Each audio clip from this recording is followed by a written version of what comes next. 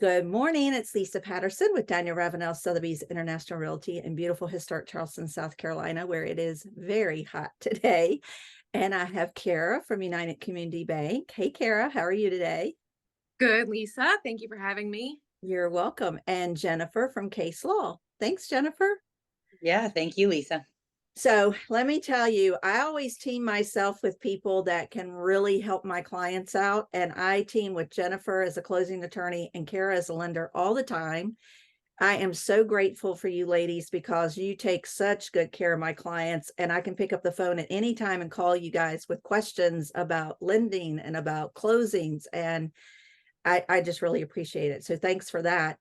And we are going to get into some stuff today that we see happen all the time.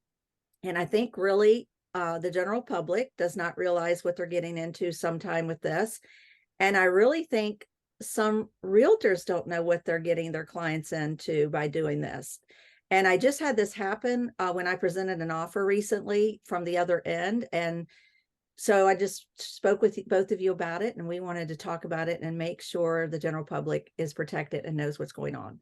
So what we see a lot of times in multiple offer situations, you will have somebody that is actually getting financing.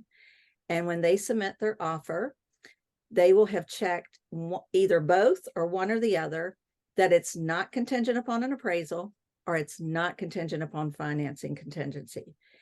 And let's talk about that first, Kara, from a lending standpoint. Let's talk about if they check that block that they do not have an appraisal contingency, what happens, especially when they're in some situations, they're offering more than asking price. What happens when you send the appraiser out there and it does not appraise? So if that happens in our world, we have specific loan to value requirements that are part of our guidelines for lending. So when you agree to a purchase price and then we are doing our loan to value guidelines and an appraisal comes in below what that purchase price is and you do not have the appraisal contingency checked off, that means that you are responsible for paying the difference between what you agreed to in the purchase price, the loan to value requirements that we have, and what that value came at with the appraisal. Even though it was lower, you were responsible for coming out of pocket and coming up with the difference, because on our side, we're only going to lend on what the value comes back at from an appraisal. That's what we're basing our loan to value off of. So if it comes in lower, we're not overextending ourselves and lending more. That is your responsibility, which is a huge, huge impact to people who do not have that cash. And then they're in breach of contract because they don't have an appraisal contingency to fall back on. And that's not something that we would be able to deny a loan on because you did not agree on that appraisal contingency. So that's a huge deal to some people. And what happens, a lot of people don't understand is, let's say the house is $1 million.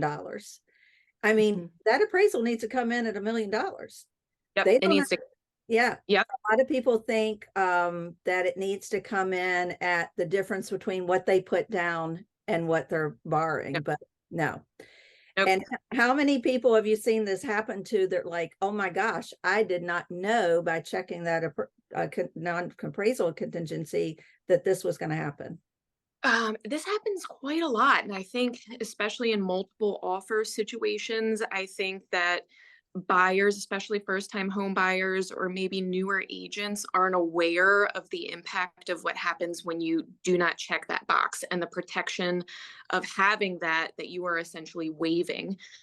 Because from a seller point of view, yeah, I mean, they don't want to, have the contract contingent on it being appraising for that purchase price, especially if they think that they are maybe asking a little bit more than what the market is allowing for at that time. So this happens quite frequently, and I think it's a shame because a lot of people have lost contracts. A lot of people that sellers also might not be aware. I think that they lose out on homes that maybe they're contingent on this home selling, but they weren't aware of what they were agreeing to. And there wasn't any assets verified to make sure that the buyer could, fill that gap if there was a gap and the appraisal did not come in enough. It happens all the time and it's very sad. And so I think it's important that you're kind of sharing this information because it is quite sad and sometimes it's deceitful, unfortunately.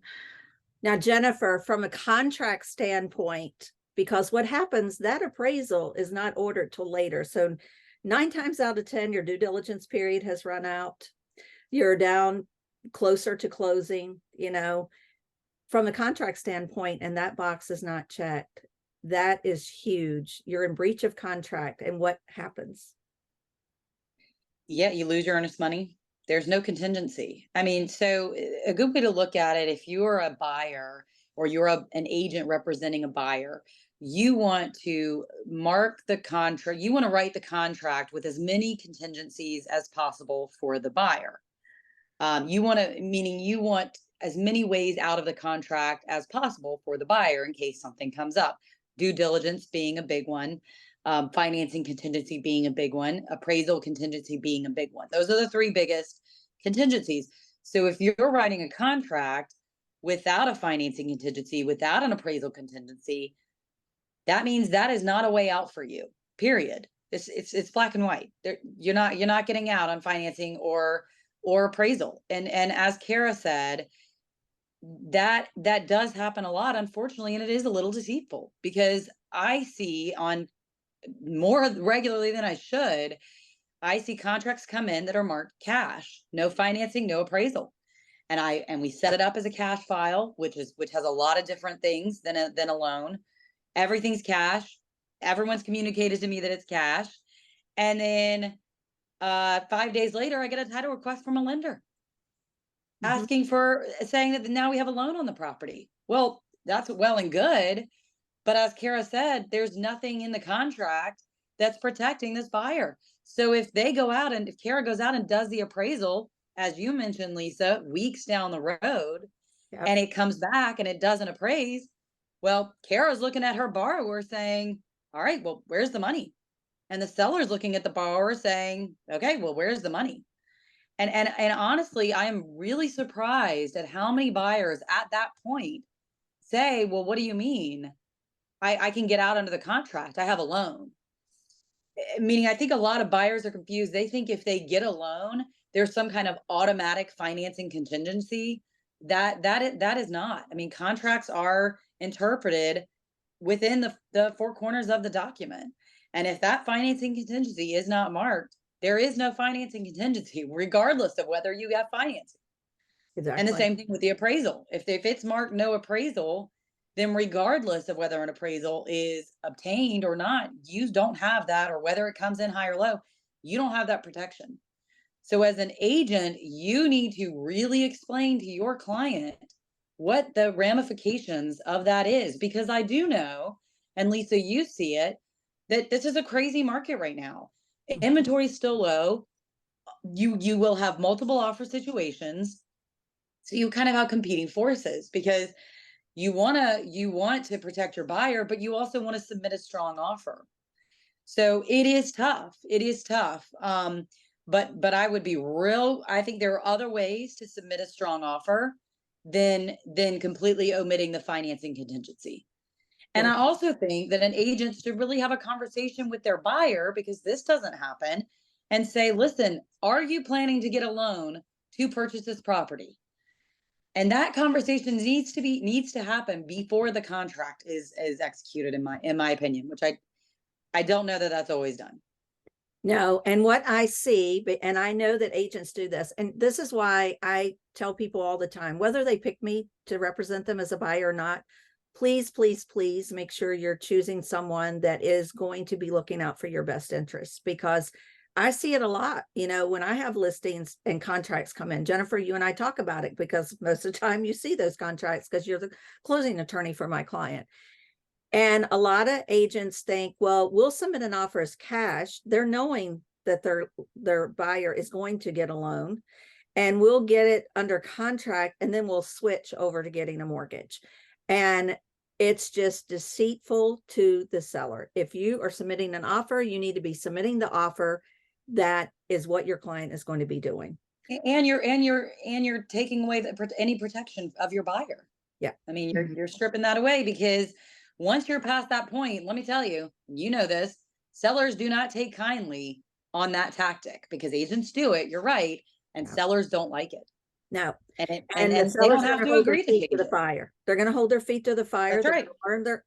They're going to lose not only their earnest money, but any due diligence But they money. could, well, and back to your initial question, Lisa, where you said what happens contractually, they will lose their earnest money, but the default paragraph in the contract opens up their liability to any resolution at law or equity. That means they could get sued for more than the earnest money. So Yeah. you're really harming your client legally if you don't protect them. Exactly.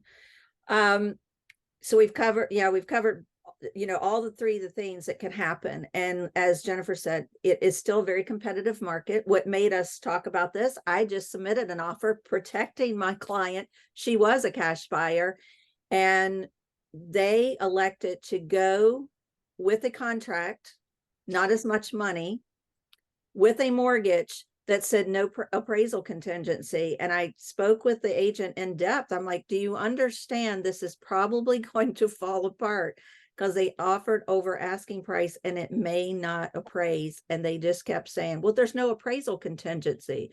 I'm like, but they're not going to have the money if it doesn't appraise.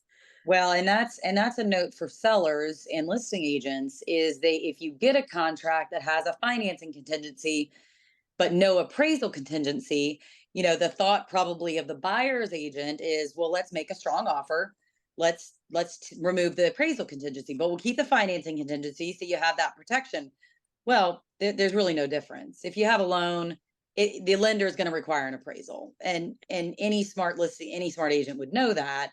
And so if an agent gets a contract with a financing contingency but no appraisal contingency, that's not any different. That's not a stronger offer, because the appraisal is going to be built into the loan. You better Yeah. be asking for proof of funds that they can perform if the appraisal does not come back in. And Kara, we had, it ended up being bogus, but a lot of people think, oh, everything appraises now. That's not the case, especially when they're going in and making offers, $50,000, $75,000, $100,000 over asking price. We are seeing things not appraised when people are doing this. Several that have not appraised this year. And part of it is because of these inflated purchase prices. People still think that we're back in 2020, 2021, and it's just not the case. Things have, yes, we have low inventory. Yes, there is still a demand, but values aren't increasing like they were in the last few years. They have kind of settled down. And I think Jennifer brought up a good point. I think that some buyers think that an appraisal is optional when you have financing, and it's not. Lenders require appraisals. There's different types of appraisals, but there's going to be an appraisal that is done to make sure that the value upholds the purchase price, because banks, lenders, we are not non-for-profit. Like, we want to make sure that we are lending, that it is not predatory lending, which was back in 08 and 09. We have an obligation to our buyer to make sure what we are lending on is in fact upholding the purchase price, and the collateral and the loan is going to be fair and equitable for everybody. So that's just how lending is this day. It's not optional. You cannot just say willy-nilly, no, I'm not going to get an appraisal when you have financing. It doesn't work that way anymore. No. And that brings up another good point that a lot of people, I think, do not understand. I just had an agent. I was helping another agent in my office while she's on vacation, and it was, over a $1.5 million purchase for her buyer. And the agent called and wanted to know, why are they sending a second appraiser out? That's another thing people don't realize. Normally, if it's over $1.5 million, you guys are getting 2 appraisals, because you definitely want to know it's going to appraise. Is that correct? That is correct. So there's a few times when you get a multiple appraisal type situation, but a lot of it is loan amount. So if it's a massive loan amount, that's a lot of money. And a lot of jumbo loans around here are held on the balance sheet of the individual banks, and they're not sold off. So that is something that is taking up room on the balance sheet. And there's certain requirements that banks and lenders have to be able to make sure that they're not overextending themselves. So if it's a massive loan amount, then you better bet we're going to send a second appraiser out there to make sure that it's actually worth that much before we start forking over millions of dollars. The second time that it happens, and this actually just happened to me this week, is FHA anti-flipping rules. So if you within, after the 90 days, if you have decided to flip a property and the buyer is an FHA buyer and the value has, basically doubled from when you originally purchased the property back like 90 days ago, then you are required to get a second appraisal to make sure that that value actually did have the renovations it says it did, in order for that buyer to be able to use an FHA backed mortgage. So there's a couple of times when that happens. But basically it's to help the buyer. It's to really make sure that yes, what you are buying really does have this value. Exactly. I think I think it's sad when I see these things happen and buyers are just out there and they think they're being represented and they really are not, to their best interest. Right. And that's why I love doing videos like this. So people, the general public understands what's going on. I really appreciate your time, all of your information, and I'll hope to see you ladies soon. And thanks so much. Thank you.